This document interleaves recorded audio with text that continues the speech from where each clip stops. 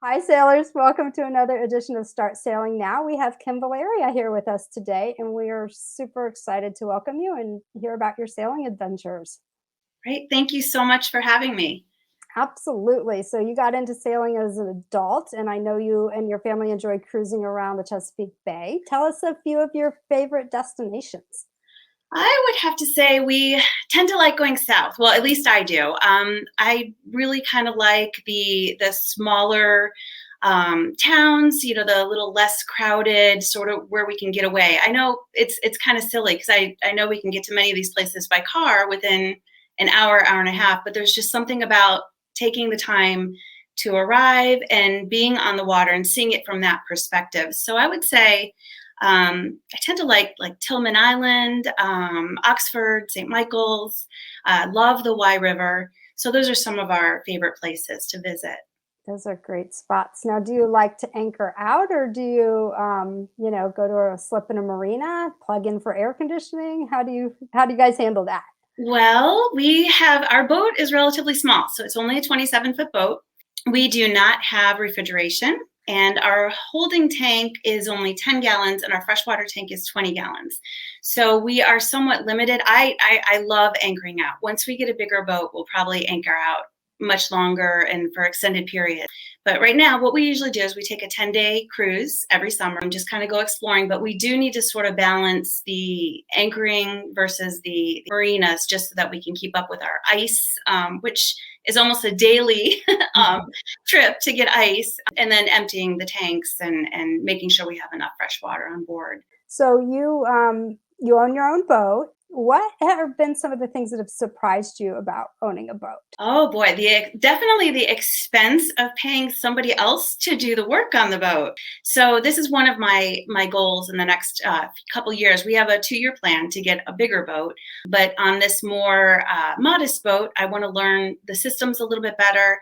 Want to be able to do. My husband and I both want to be able to do some of these repairs on our own without always having to call somebody and hire someone to do them for us. So I think just realizing how much it costs to hire somebody for these jobs was a big surprise after we brought the boat home, because boat's in great shape, but there's always things that need to be done.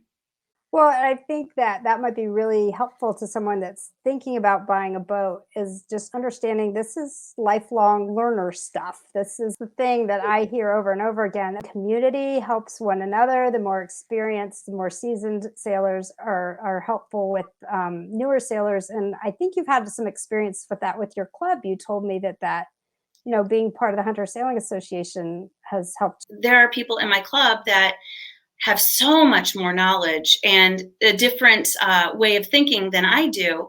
So if I run into a problem, I can call or text one of them and say, "Hey, so what's your take on this? How do you think, how should we handle this?" And I've always got an answer, and everybody's always ready to help, out in any instance. And just hearing about other people's experience, whether they're challenging experiences on the water or good experiences on the water. I mean, I've learned about some of the best anchorages and better marinas and where we should avoid and where we should go from all these members in our club. Yeah, I love to hear that. And I guess I just add, a lot of these clubs are based on the manufacturer. You're the Hunter Sailing Association, but there are associations for all kinds of different models of boats or makes of boats. And I know right now that there's several clubs who are accepting people into their club who don't even have a boat. You could just be a part of their club and sail on their boat and help them out. So there's just a lot of ways to get involved with it. What other advice would you have for someone? First thing I would say is read up on the terms. Learn the terms first. I think that's really big. Take a sailing course. I think that has really helped me, not only with just learning, but also with my confidence. Yeah, that's great advice. And I have to ask you this, how do you reconcile the adventure and the unknown of sailing, which you don't know exactly what's going to happen, unlike you do with a sheet of music? How does that work for your brain? Is it fun to do something totally where you don't know how it's all going to play out, you know? Absolutely. So for me, finding places that are not as often traveled and where the population is much smaller, I thrive on that. That said, Things like the weather. I tend to get pretty anxious about some of these squalls that come up very quickly. You just have to be flexible and you have to be able to just go with it. You can't control it. I think that is so well said and terrific advice. And we can wrap it up with that. Thank you so much. Oh, thank you so much for having me. I appreciate it.